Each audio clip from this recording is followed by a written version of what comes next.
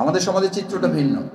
একজন মানুষ মারা যাওয়ার পর দেখবেন তার কবর খাটিয়ে সেই লোকটা বহন করে যে লোকটা সিগারেট, যে লোকটা ফজরও পড়ে নেই, জোহরও পড়বে কিনা সন্দেহ আছে, সেই লোকটা কিন্তু আগায় যে কবর খুঁজেছে। তার টার্গেট হলো আমি ফজর পড়ি নাই, আমি জোহরও পড়বো কিনা, হয়তো ওই দিন পড়বে, কিন্তু তার টার্গেট হলো এই কাজ করে যদি আমি আল্লাহর কাছে, এই মনের মধ্যে কিন্তু এটা তার লালন আছে এবং এটি নিয়ে করে। সে বলেও কয় ভাই সিগারেট টিকেট খাই, ওই পাশে যে সিগারেট খাইতেছে, খাইয়ে আবার কবরে নামতেছে।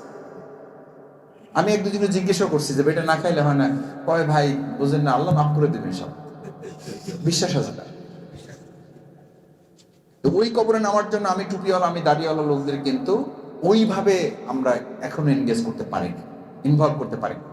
আমরা যাই রাত 9টার পরে, অথবা আমরা যাই সকাল 10টার পরে, যখন কফিন রেডি সবাই দাঁড়ায় গেছে, সব ভিড় ঠেলে যায়, আমরা বলতেছি যে আমাদের অমুকে আসছে, আমি একটা বক্তৃতা করবো। কোনো কোনো ক্ষেত্রে লোকরা বিরক্ত হয়, এতক্ষণ কইছিলেন, এতক্ষণ তো আপনার দেখ না, কিন্তু বক্তৃতার কোনো ব্যাপার না। আপনি বক্তৃতা দিয়ে লোকদের মন জয় করতে পারবেন।